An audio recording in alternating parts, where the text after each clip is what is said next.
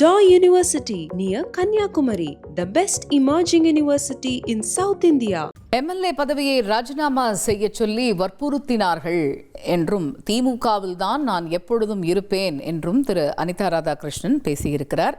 இது பற்றின கூடுதல் விவரங்களை கேட்போம். செய்தியாளர் ராமசுந்தரம் இணைகிறார். ராமசுந்தரம், பலத்த பாதுகாப்போட நீதிமன்றத்திற்கு அழைத்து செல்லப்பட்டிருக்கிறார்.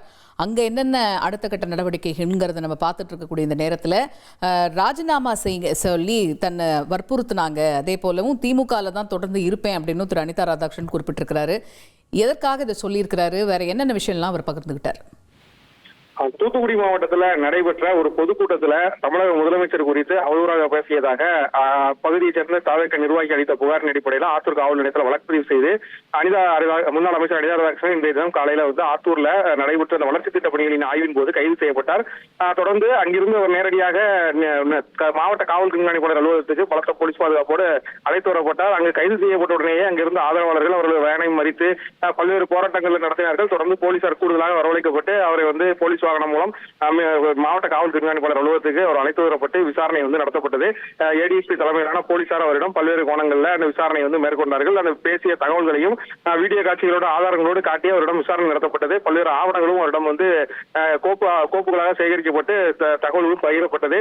இந்த நிலையில அவர் கைது செய்யப்பட்ட தகவல் தெரிந்து தூத்துக்குடி மாநகராட்சியுடைய மேயர், அதே போல பாளையங்கோட்டை சட்டமன்ற உறுப்பினர் என பல்வேறு அரசியல் கட்சி பிரமுகர்களும் அனிதா ராதாகிருஷ்ணனுடைய ஆதரவாளர்களும் மாவட்ட காவல் கண்காணிப்பாளர் அலுவலகம் முன்பு குவித்தார்கள். இதனைத் தொடர்ந்து போலீசார் அங்கேயும் பாதுகாப்பு பணியில கூடுதலாக நியமிக்கப்பட்டு அங்கிருந்து அவர்களை அப்புறப்படுத்தக்கூடிய பணி நடந்தது. தொடர்ந்து பல்வேறு கோஷங்களும் எழுப்பி போராட்டத்தில் அவர்கள் ஈடுபட்டார்கள். இதனால மாவட்ட காவல் கண்காணிப்பாளர் அலுவலகமே ஒரு பரபரப்பான சூழலுக்கு உள்ளானது. மாவட்ட காவல் கண்காணிப்பாளர் அலுவலகத்துக்கு எந்த வாகனமும் வராதவாறு வேலையாடுகள் வைத்து தடுத்து போலீசார் கண்காணிப்பு பணியில் ஈடுபடுத்தப்பட்டார்கள். இந்த நிலையில அவரை மதிய வேளையில நீதிமன்றத்துக்கு ஆஜர்படுத்துவதற்கு அழைத்து செல்வதற்கான ஏற்பாடுகளை செய்த போது திமுகவின் ஆதரவாளர்களும் அனிதா ராதாகிருஷ்ணன் ஆதரவாளர்களும் அந்த வாகனங்களை மறித்து போராட்டத்தில் ஈடுபட முயற்சி மேற்கொண்டார்கள்.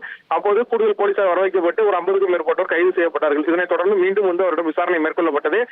காவல்துறை அதிகாரிகள் அவரிடம் விசாரணை மேற்கொள்ளப்பட்ட சூழலில் மாவட்ட காவல் கண்காணிப்பாளர் அலுவலக வளாகமே காவல்துறை கட்டுப்பாட்டுக்குள்ள கொண்டு வரப்பட்டது.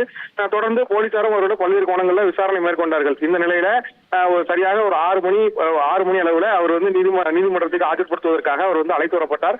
அழைத்து வரும்போது அவர் வெளியே வரும்போதே பல்வேறு முழக்கங்களை எழுப்பியவர் தான் வெளியே வந்தார். அதாவது தன்னை வற்புறுத்தி ராஜினாமா செய்வதற்கான நடவடிக்கைகளை போலீசார் மேற்கொண்டார்கள். என்னை ராஜினாமா செய்ய சொல்லி வற்புறுத்தினார்கள் என கோஷம் எழுப்பியவாறு தான் அந்த நீதிமன்றத்துக்கு செல்வதற்கு காவல்துறை கண்காணிப்பாளர் அலுவலகத்திலிருந்து வரும்போதே முழக்கங்கள் எழுப்பியவாறு தான் வந்தாரு. அப்போ அவர் கூறும்போது கூட நான் எப்போதும் திமுக காரன் தான், திமுகவில் தான் இருப்பேன், என்னை யாரும் ஒன்றும் செய்ய முடியாது, இந்த வழக்கு என்னை ஒன்றும் செய்யாது என முழக்கமிட்டவாறே அங்கிருந்து அவர் இறங்கி வந்தார். இறங்கி வந்தோன்னா போலீசார் அதிக அளவில் அங்கு குவிக்கப்பட்டார்கள். காவல்துறையினர் கட்டுப்பாடுக்குள் கொண்டு வரப்பட்டனால பத்திரிகையாளர்கள் அவர் அருகே செல்லாதவாறு ஒரு தள்ளுமுள் ஏற்பட்டது. உடனடியாக அந்த பகுதியில் இருந்த ஆதரவாளர்கள் அந்த வேனை அவரை வாகனத்தில் ஏற விடாமல் மறித்தனால ஒரு பரபரப்பான சூழல் நிலவியது. அங்கிருந்த போலீசார் அவர்களை அப்புறப்படுத்திவிட்டு தற்போது பலத்த போலீஸ் பாதுகாப்போடு முன்னும் பின்னும் காவல்துறை வாகனங்கள் அணிவகுக்க தற்போது அவர் தூத்துக்குடி அரசு மருத்துவக் கல்லூரி மருத்துவமனைக்கு கொண்டு வந்திருக்கிறார்கள். அவருக்கு ஏற்கனவே உடல்நிலை பிரச்சனை உள்ளிட்டவைகளை அவரது வழக்கறிஞர்கள் நீதிமன்றத்தில் சமர்ப்பிக்க இருப்பதாகவும் காவல்துறையினர் அவருக்கு விலக்களிக்க வேண்டும் என கேட்டிருந்தார்கள். இந்த சூழல்ல அவரோட அந்த உடல்நிலை குறித்தான அந்த அறிக்கை பெறுவதற்கு தற்போது தூத்துக்குடி மருத்துவமனைக்கு அவர்கள் அழைத்து வரப்பட்டிருக்கிறார்கள்.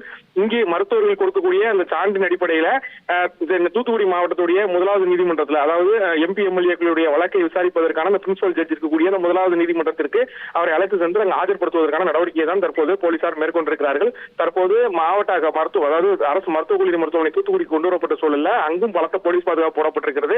அங்கும் அவரது ஆதரவாளர்கள் அதிக அளவில் இருக்கிறார்கள். எதுவும் பிரச்சனை ஏற்படாத வண்ணம் போலீசார் பாதுகாப்பு பணியில் ஈடுபடுத்தப்பட்டு தற்போது அவருக்கு மருத்துவ பரிசோதனையானது நடைபெற்று வருகிறது. காவல்துறையினர் சுமார் 5 மணி நேரத்துக்கு மேலாக விசாரணை மேற்கொண்ட போது அவரிடம் ராஜினாமா செய்வதற்கான அந்த நடவடிக்கைகளை கையெழுத்து பெறுவது உள்ளிட்ட பணிகளை மேற்கொண்டார்கள் என முழக்கம் எழுப்பியது தற்போது ஒரு பரபரப்பான சூழலை ஏற்படுத்தியிருக்கிறது. திமுகவினர் மத்தியில் அது ஒரு அதிருப்தியை ஏற்படுத்தியிருக்கிறது. தொடர்ந்து திமுகவினரும் தமிழக அரசிற்கு எதிராக கோஷங்கள் எழுப்பியவாறே மாவட்ட மருத்துவமனை முன்பு குவிந்திருக்கிறார்கள். இங்கும் ஒரு பரபரப்பான சூழல் நிலவுவதால் இங்கும் போலீசார் குவிக்கப்பட்டிருக்கிறார்கள். நீதிமன்றத்திற்கு செல்லக்கூடிய வழியக்கூடியில வேற எதுவும் பிரச்சனை நடப்படக்கூடாது என்பதற்காக நீதிமன்றத்தின் முன்பு போலீசார் குவிக்கப்பட்டிருக்கிறார்கள். ராமசுந்தரம், இப்ப கிட்டத்தட்ட 5 மணி நேரத்துக்கும் தாண்டி திரு அனிதா ராதாகிருஷ்ணன் கிட்ட விசாரணை நடத்திருக்கிறாங்க காவல்துறையினர். என்னென்ன கேள்விகள் அவர்கிட்ட கேட்கப்பட்டது? அது தொடர்பாக காவல்துறை வட்டார தகவல்கள் ஏதாவது இருக்கா? அதாவது இந்த அவதூறு வழக்கு தொடர்பாகத்தான் விசாரணை நடத்தப்பட்டது. அதாவது ஏடிஎஸ்பி ஆறுமுகம் தலைமையில போலீசார் விசாரணை மேற்கொண்டார்கள்.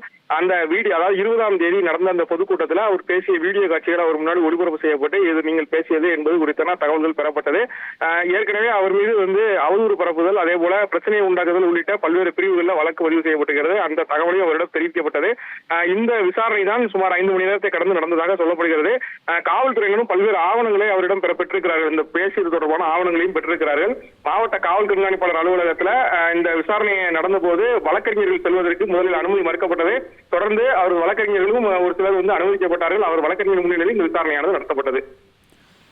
ராமசுந்தரம், இப்போ 6 மணிக்கு அவர் நீதிமன்றத்தில் ஆஜர்படுத்தப்படணும். ஆனால் அதுக்கு முன்னாடி அவர் மருத்துவ பரிசோதனை, அந்த மருத்துவ சான்றிதழ், அவருக்கு உடல் ரீதியாக இருக்கக்கூடிய பிரச்சனைகள், இதுக்கான சான்றிதழ் வாங்குவதற்காக அவர் அந்த பரிசோதனைக்கு இப்போ போயிருக்கிறாரு. அதை முடிச்சுட்டு அவர் இன்று எப்படி நீதிமன்றத்தில் அவர் ஆஜர்படுத்தப்படுவாரா? எப்படி இருக்க போகுது ப்ரொசீஜர்ஸ்? அவருக்கு ஏற்கனவே உடல்நிலை பிரச்சனையை நீதிமன்றத்தில் தகவல் தெரிவிப்பதாக அவர்கள் வழக்கறிஞர்கள் தெரிவித்திருக்கிறார்கள். காவல்துறையினரிடமும் அந்த தகவல் முறையாக தெரிவிக்கப்பட்டிருக்கிறது. அதன் அடிப்படையில் தான் தற்போது தூத்துக்குடி மாவட்ட மருத்துவக் கல்லூரி மருத்துவமனையில அதிகாரிகள், போலீசார் முன்னிலையில, மருத்துவர்கள் முன்னிலையில அந்த பரிசோதனை மேற்கொள்வதற்கான நடவடிக்கைகள் எடுக்கப்பட்டிருக்கிறது. இந்த நீதிமன்றத்தில் ஆஜர்படுத்துவதற்கான விவகாரங்களையும் நீதிமன்றத்தை பார்க்கக்கூடிய காவலர்கள் மூலம் காவல்துறையினர் அதையும் ஒரு உரம் மேற்கொண்டிருக்கிறார்கள். அவரை இப்பவே நீதிமன்றத்தில் ஆஜர்படுத்துவதற்கான அனைத்து நடவடிக்கைகளும் மேற்கொள்ளப்பட்டிருக்கிறது. நீதிபதியிடம் தகவல் தெரிவிக்கப்பட்டிருக்கிறது. இந்த நீதிமன்றத்தில், அதாவது எம்பி எம்எல்ஏக்களுக்கான வழக்கை விசாரிப்பதற்கான நீதிபதியிடம் இவரை ஆஜர்படுத்துவதற்கான ஏற்பாடுகளை செய்து அதன் கோப்புகள் ஏற்கனவே நீதிமன்றத்துக்கு அனுப்பப்பட்டிருக்கிறது. அதன் அடிப்படையில் மருத்துவ பரிசோதனை முடிந்து நேரடியாக நீதிமன்றத்துக்கு சென்றோ அல்லது நீதிபதியோட இல்லத்திற்கு சென்றோ அவரை ஆஜர்படுத்துவதற்கான நடவடிக்கையை காவல்துறையினர் மேற்கொண்டிருக்கிறார்கள். இப்ப என்ன நடவடிக்கையை காவல்துறையினர் அடுத்த கட்டமா முன்னெடுக்க போறாங்க? ஏன்னா இப்ப நேரம் ஆகிக்கிட்டே இருக்கு இல்லையா? அதனால காவல்துறை என்ன நடவடிக்கை எடுப்பாங்கன்னு நம்ம புரிஞ்சுக்கலாம். நீதிமன்றத்தில் ஆஜர்படுத்தி அவருக்கான நீதிமன்ற காவல் பெறுவதற்கான அந்த ஏற்பாடுகள் தான் காவல்துறை மூலம் செய்யப்பட்டிருக்கிறது. ஆனால் அதனை எதிர்த்து நீதிமன்றத்தில் முறையீடு செய்வதற்கு திமுகவின் வழக்கறிஞர்களும் அதே போல அவர் முன்னாள் அமைச்சருடைய வழக்கறிஞர்களும் நீதிமன்றத்தில் குவிந்திருக்கிறார்கள். அவர்கள் அந்த வாதத்தை முன்வைத்து அவரது உடல்நிலை பரிசோதனை உள்ளிட்டவர்கள் எல்லாம் காரணம் காட்டி அவருக்கு விலக்கு வழங்குவதற்கான நடவடிக்கைகளில் ஈடுபட்டிருக்கிறார்கள். ஆனால் காவல்துறையினர் அந்த வழக்கு பதிவு செய்வதற்கான அந்த ஆவணங்கள், அதே போல அந்த வீடியோ பதிவுகள் உள்ளிட்டவைகளை காட்டி அரசு தரப்புல அவரது குற்றத்தை நிரூபிப்பதற்கான அந்த அனைத்து ஏற்பாடுகளையும் மேற்கொண்டிருக்கிறார்கள். நீதிமன்றத்தில் அவர்கள் காவல் வாங்குவதற்கான அந்த நடவடிக்கைகள் தான் மேற்கொள்ளப்பட்டிருக்கிறது. ஆனால் நீதிமன்றத்தில் அந்த காவல் பெறுவதற்கான அந்த கட்டுப்பாடுகளை தளர்த்தி அதை அவரை விடுப்பதற்கான ஏற்பாடுகளை திமுக தரப்புல மேற்கொண்டிருக்கிறார்கள். திமுகவுடைய வழக்கறிஞர்களும் அதே போல முன்னணி வழக்கறிஞர்களும் நீதிமன்றத்திலும் குவிந்திருக்கிறார்கள். அவருக்கான ஜாமீன் பெறுவதற்கான நடவடிக்கைகளும் மேற்கொள்ளப்பட்டிருக்கிறது. ஏற்கனவே உயர்நீதிமன்றத்தில் அவருக்கான முன்ஜாமீன் ரத்து செய்யப்பட்ட நிலையில தற்போது அந்த ஜாமீன் பெற்றுவிடலாம் என்ற நோக்கத்திலேயே வழக்கறிஞர்கள் அதற்கான ஆவணங்களோடு தற்போது நீதிமன்ற வளாகத்திலும் குவிந்திருக்கிறார்கள். இப்ப அங்க மருத்துவ பரிசோதனை முடிஞ்சிருச்சா? அந்த சான்றிதழ் பெறதுக்கு இன்னும் எவ்வளவு நேரம் ஆகும்னு சொல்லப்படுது? அவர் வயது முதிர்வு, அதே போல அவருக்கான உடல் உபாதை உள்ளிட்ட பல்வேறு மருத்துவ பிரச்சனைகள் கூறியிருப்பதனால மருத்துவக் கல்லூரியுடைய முதல்வர் முன்னிலையில தான் அந்த மருத்துவ பரிசோதனை மேற்கொள்வதற்கான ஏற்பாடுகள் செய்யப்பட்டிருக்கிறது. ஏற்கனவே அவர் முன்னாள் அமைச்சர் என்பதனால அவர் விவிஐபி அந்தஸ்தில் இருப்பதால அவருக்கான அந்த பரிசோதனைகள் முறையாக மேற்கொள்வதற்கு ஏற்பாடுகள் செய்யப்பட்டிருக்கிறது. அந்த பரிசோதனை, அதாவது ரத்த அழுத்தம், அதே போல இசிஜி உள்ளிட்டவைகள் மேற்கொள்வதற்கான ஏற்பாடுகள் செய்யப்பட்டிருக்கிறது. அந்த பரிசோதனை தான் முதல்ல நடந்து கொண்டிருக்கிறது. அந்த பரிசோதனை இன்னும் அரை மணி நேரம் நடைபெறும் என சொல்லப்படுகிறது. அரை மணி நேரத்திற்கு பின்னர் நீதிமன்றத்தில் அவர் ஆஜர்படுத்துவதற்கான ஏற்பாடுகள் செய்யப்பட்டிருக்கிறது. இப்ப இன்னும் அரை மணி நேரம் பிடிக்கும்னு புரிஞ்சுக்கலாமா ராமசுந்தரம்? ஏன்னா இப்பயே மணி 6:30, இன்னும் அரை மணி நேரம் பிடிக்கும், 7 மணியை தாண்டும் அப்படின்னு புரிஞ்சுக்கலாமா? சற்று நேரத்துக்கு முன்தான் அவர் மருத்துவமனைக்கு அழைத்து செல்லப்பட்டிருக்கிறார். ஏற்கனவே மருத்துவமனையிலும் அதிகமான தொண்டர்கள் குவிந்திருக்கிறார்கள், போலீசாரும் குவிந்திருக்கிறார்கள். எந்த விதமான பிரச்சனையும் பொதுமக்களும் ஏற்பட்டுவிடக்கூடாது, அதே போல அவர் கூட்டு வந்த நபருக்கும், அதாவது மனிதராசனுக்கு ஏற்பட்டுவிடாது என்பதற்காக போலீசார் பலத்த போலீஸ் பாதுகாப்பு அழைத்து சென்றிருக்கிறார்கள். அவருக்கென பிரத்யேக மருத்துவர்கள் எல்லாம் நியமிக்கப்பட்டிருக்கிறார்கள். அவரை முன்னாளில அந்த மருத்துவ பரிசோதனைகள் மேற்கொள்ளப்படுகிறது. அதாவது ஏற்கனவே நீதிமன்றத்துக்கான வழிகாட்டு நெறிமுறைகள் இருக்கிற அந்த மருத்துவ பரிசோதனைகளை கட்டாயம் மேற்கொள்ள வேண்டும் என சொல்லப்பட்டிருக்கிறது. அதன் அடிப்படையில் அந்த பரிசோதனைகள் எல்லாம் மேற்கொள்ளப்பட்ட பின்னர் அவருக்கான உடல் உபாதைகள், அதாவது ஏற்கனவே அவருக்கு முதுகு வலி உள்ளிட்ட பல்வேறு பிரச்சனைகள் இருப்பதாக மருத்துவர்களிடம் கூறியிருக்கிறார்கள். அந்த பிரச்சனைக்கான பரிசோதனைகள் எல்லாம் மேற்கொள்ளப்பட்டு அதன் அடிப்படையில் அந்த உடல் தகுதி சான்று பெறப்படும். அதன் அடிப்படையில் தான் தற்போது நீதிமன்றத்துக்கு அவர் கொண்டு செல்லப்படுவார். சுமார் அரை மணி நேரம் கட்டாயம் ஆகும் என மருத்துவ தரப்புல சொல்லப்பட்டிருக்கிறது. தற்போது இந்த மருத்துவக் கல்லூரி மருத்துவமனை வளாகத்துல போலீசாரும் மருத்துவர்கள் முன்னிலையில் அந்த பரிசோதனை தற்போது தொடங்கப்பட்டிருக்கிறது. இப்ப மாவட்ட எஸ்பி அலுவலகத்திலிருந்து அவர் வாகனத்தில் அழைத்து செல்லப்படும் போதுதான் செய்தியாளர்களை பார்த்து அவர் நிறைய விஷயங்களை சொன்னாரு. அதுல ஒண்ணுதான் இந்த எம்எல்ஏ பதவியை ராஜினாமா செய்ய வற்புறுத்தினாங்கன்னு. இதுக்கு காவல்துறை தரப்புல ஏதாவது சொல்லப்படுதா? ஏற்கனவே மாவட்ட காவல் கண்காணிப்பாளர் போலீசார் வந்து அதிக அளவில் பாதுகாப்பில் ஈடுபடுத்தப்பட்டார்கள். காவல்துறையினர் அதிக அளவு குவிக்கப்பட்டதனால செய்தியாளர்களும் அந்த பகுதியில் அனுமதிக்கப்படாமல் தான் இருந்தார்கள். ஏற்கனவே செய்தியாளர்கள் வந்து ஒரு பகுதியில் இருந்தபோது மற்றொரு பகுதி வழியாக முதலமைச்சரை கூட்டு வருவது போல கூட்டு வந்துவிட்டு மீண்டும் பிரதான வாயில் வழியாக கூட்டு வந்ததனால அங்க ஒரு சிறு சலசலப்பு ஏற்பட்டது. செய்தியாளர் வருவதற்கு முன்னாலேயே அமைச்சர் வெளியே வந்ததுனாலதான் அமைச்சர் வந்து கத்தி பேசியவரே என்னை ராஜினாமா செய்ய சொன்னார்கள் என பேசியவரே அங்கிருந்து வந்து அவர் வெளியே அழைத்து வரப்பட்டார். அப்போதுதான் தன்னை வந்து ராஜினாமா செய்ய கூறி வற்புறுத்தினார்கள். நான் திமுக காரன், எதற்கும் பயப்பட மாட்டேன் என்ற கோஷங்களை முன்வைத்துதான் வந்தார்.